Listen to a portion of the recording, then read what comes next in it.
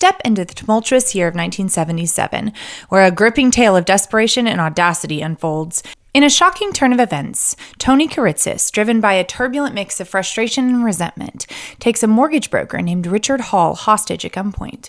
Today, I tell the story of Tony Kiritsis, exploring the depths of his motivations, the media frenzy that ensued, and the enduring questions it raises about the thin line between desperation and defiance. Welcome to Capers and Cocktails, a true crime podcast that doesn't take itself too seriously and gives you something to enjoy while you listen. The following content may be disturbing to some. Discretion is advised. If you're enjoying one of our themed cocktails, ensure you're of legal drinking age and have fun, but drink responsibly. This drink is a riff off of the Mexican radio, a drink I couldn't find any history about. We're calling ours the Indianapolis radio, and we're using blueberries as our main ingredient, as today's case takes place in Indianapolis. And Indiana is a major producer of blueberries, with over 5,000 acres of blueberry farms. We will do an infusion first, with some vodka and some blueberries. Let that infusion, infuse for a few days, and then add simple syrup to taste. For the mocktail, of course, use non-alcoholic vodka.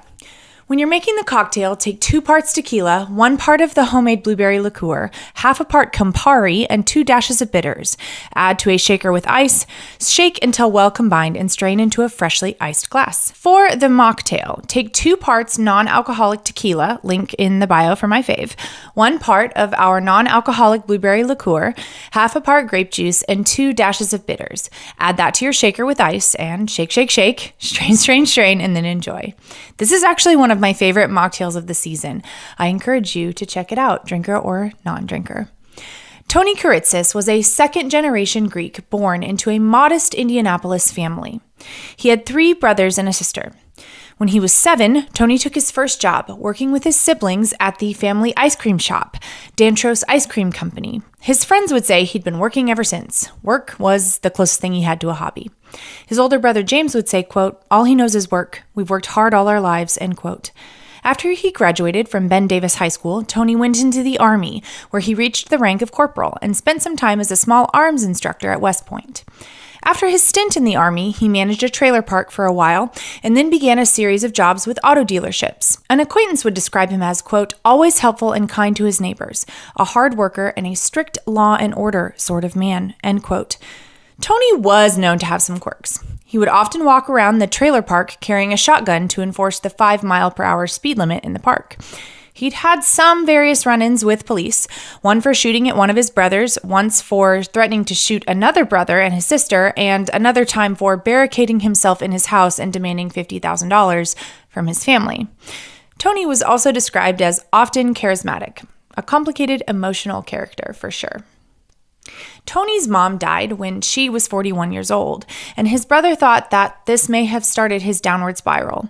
At the least, it's what took away his faith in God and the Greek Orthodox Church, which he'd been raised in. Richard O. Hall was the president of Hall Hoddle Company Realtors, a firm his father had founded in 1930. He was the youngest of 4 brothers and had been a model student in high school and quarterbacked the football team. He was also the class president, an all-American guy. Dick graduated from Purdue University in 1957 with a degree in mechanical engineering. Purdue was a family school. His father and his 3 brothers had also graduated from there.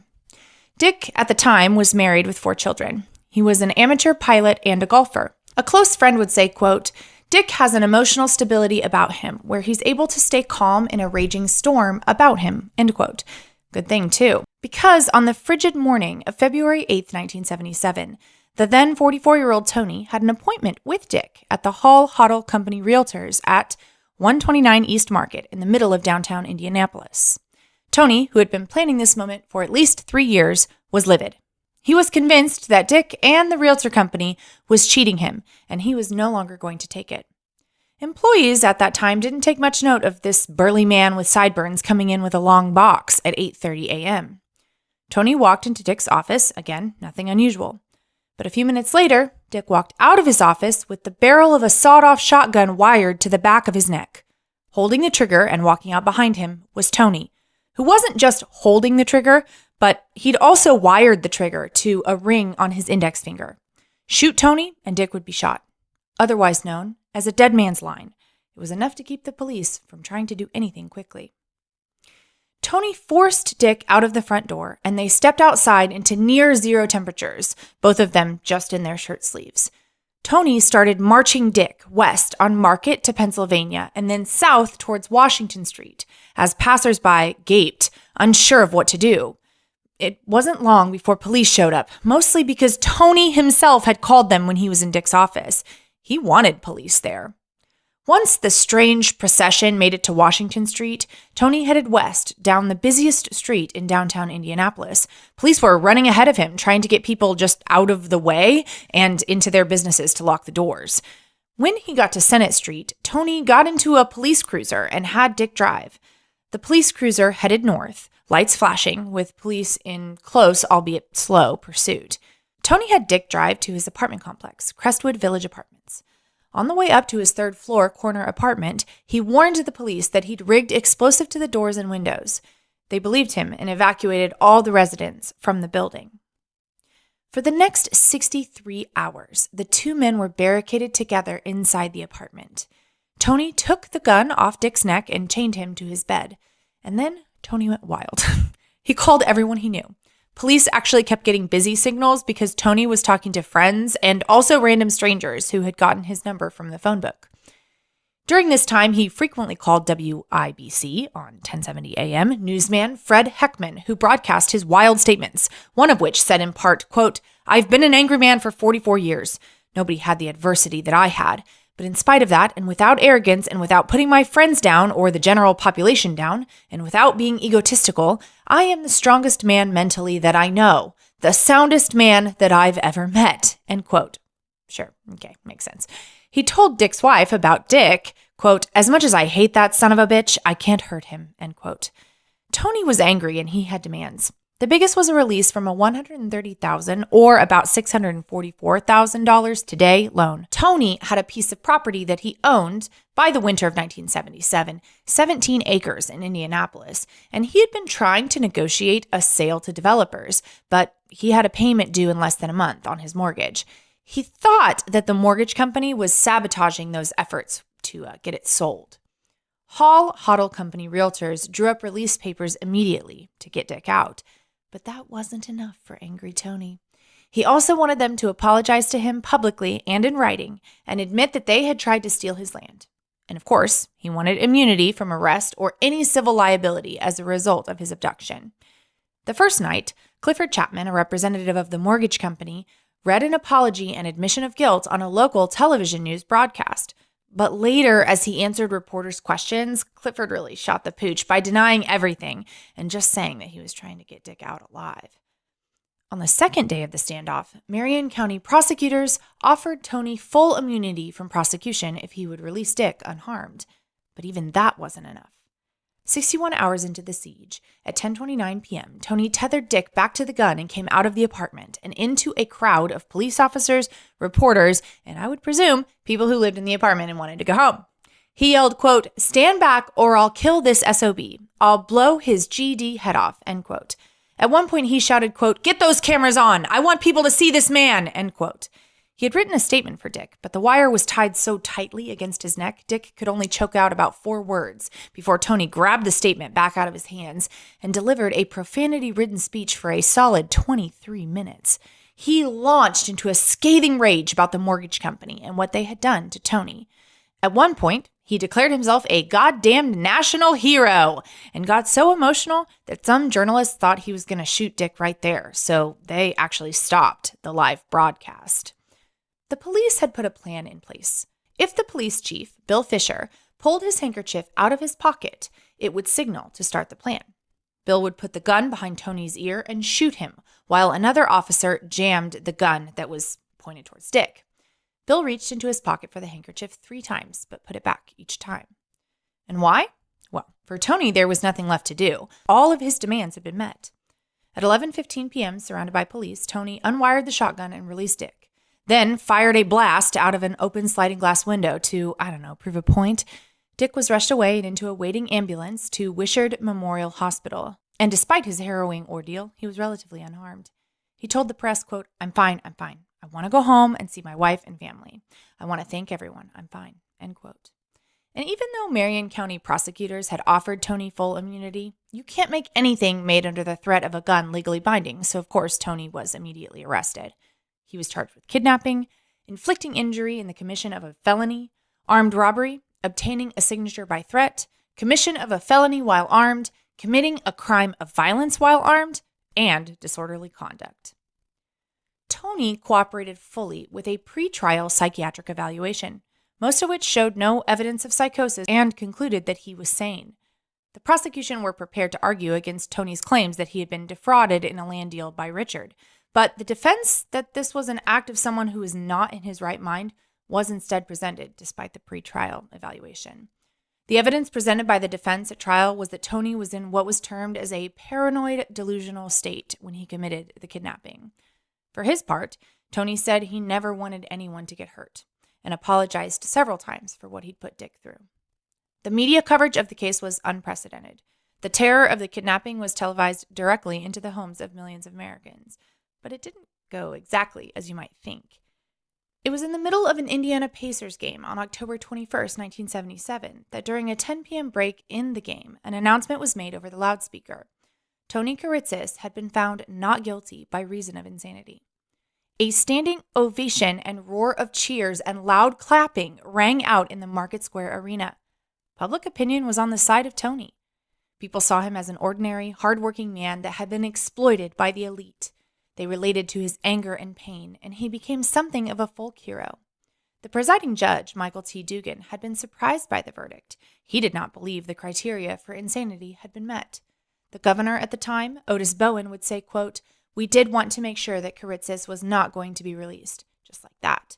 Not because anyone wanted to punish him, but because we were concerned for the safety of other people," end quote. Tony was confined for the next 11 years, both for refusing to talk to psychiatrists and for contempt of court. He was also held because those psychiatrists would testify to him being potentially dangerous and mentally ill because he refused to talk to them. State psychiatrists gave contradictory and inconsistent reports about Tony's mental condition during those 11 years, and mental health department officials advocated imprisonment instead of him being held in the state hospital. Tony fully believed that he was not mentally ill, and he tried to convince his jailers that he was nothing more than a victim of a conspiracy of politically powerful people. In fact, in 1980, a majority of physicians said he could be safely released, and yet he remained in prison for another 8 years. Pulitzer Prize-winning journalist Dan Lusiter brought needed attention to Tony's case. He would write, as Tony was at the time a prisoner of the Indiana Reformatory at Pendleton, quote, "The condition of his confinement is virtually the same as for other inmates. Guards control the doors, the keys, all avenues to freedom. But one major difference sets Tony Kiritsis apart from others incarcerated here. They, without exception, are convicted criminals. Tony Kiritsis has never been convicted of a crime," end quote. Most people who were interviewed said that Tony was not violent. A nurse on the ward at one of his incarceration locations would say that Tony, quote, "was quiet and pretty much kept to himself. I felt he was fearful of others there. He was uneasy, but I never saw him be disruptive," end quote. It seems to me like this is a case in which people in power thought he was guilty, and when the jury found him not guilty, they had to figure out a way to punish him regardless. In fact, Dennis Jones, the then commissioner of the Department of Mental Health, said, quote, "I think what we really have here is a situation where a jury made a bad decision. It's a strange way for justice to work, but the outcome is probably what it should have been. It was a crazy way to get to it, to be candid," end quote. No, it was an unjust way to get to it. Dan Lusiter's reporting managed to be a catalyst to Tony's eventual release. Morgan Circuit Judge James E. Harris granted Tony unconditional release, saying, quote, "No one has ever suggested that Mr. Kiritsis did the right thing. People know that in a moment of frustration, he did the wrong thing," end quote. On December 30th, 1987, Tony was free to leave Central State Hospital, where he had been confined. He moved out with a few boxes of legal documents and recorded conversations and a small television on January 14th, 1987, all of his worldly possessions. Several friends picked him up, and he left in good spirits. He had to contact 10 different apartment complexes before he found one on the west side of Indianapolis that would allow him to move into it. As a result of the case, political backlash led to efforts to change Indiana's criminal insanity defense. As a result, they instituted a guilty but mentally ill plea or verdict in 1980. They weren't the first state to do this, but it did informally become known there as the Kiritsis law. This is for when a mentally ill defendant has committed the acts, but not so severely mentally ill that they cannot be held accountable. A defendant with a GBMI verdict is sentenced as if guilty. The court decides if and how much mental illness treatment he needs. If the defendant is cured of his mental condition, he must serve out the balance of his sentence, unlike an insanity defense acquittee who is freed from psychiatric commitment when he is no longer dangerous, or she. GBMI plea supporters say it assures care for people with mental illness while holding them accountable for their crimes. The American Psychiatric Association says the GBMI verdict removes juries and judges' hard decisions.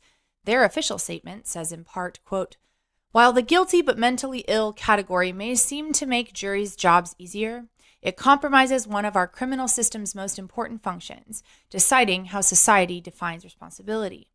A guilty but mentally ill plea exempts the judge or jury," end quote. And despite the pie-in-the-sky dreams, a defendant who wins a GBMI verdict is unlikely to receive substantial mental health treatment in prison due to the nation's jails and prisons' mental health resources. Prison mental health resources are few, and most rules allow facility administrators to give a degree of care they deem appropriate.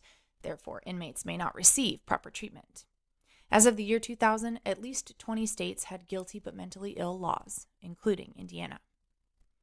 It seems as if Anthony Kiritsis lived the rest of his life in relative quiet, staying away from anything else that would get him into the press. He died in 2005 at age 72. Dick Hall returned to his job in his life and never did one single interview about his harrowing experience. It seems like maybe he never wanted to be in the news to begin with. In February of 2022, a nonfiction and sort of fictionalized podcast was released called American Hostage. It was controversial precisely because of the fictionalization of pieces of the story, including but not limited to selling a myth that Tony was released from prison immediately upon the not guilty verdict and called radio man Fred from the courthouse, meeting him for dinner the next evening. According to Niall Stanton, the chief defense counsel for Tony during his trial, quote, "This misleading podcast should be prefaced as inspired by, not based on, a true story," end quote, and that it was dangerously fictionalized history. Woof. Thanks for hanging out with me. I really like episodes like this. There's not a ton out there in the world of popular media when it comes to Tony Dick and the crazy story from 1977. There's the podcast, which I didn't listen to, but there is a ton, and I mean a ton, of primary source documents, which I was able to source for this episode. I really got use out of my newspapers.com subscription for this one. Whenever I dive headfirst into newspapers.com, I know it's going to be a good one. So I hope you liked it as much as I did. I hope Dick got all the help he needed and was able to live a peace-filled remainder of his life. And honestly, I wish the same for Tony. I don't know if he should have been found not guilty, but he certainly needed help for something. I'm not sure he got it. But then again, does anyone get the mental health help they need inside of the criminal justice system?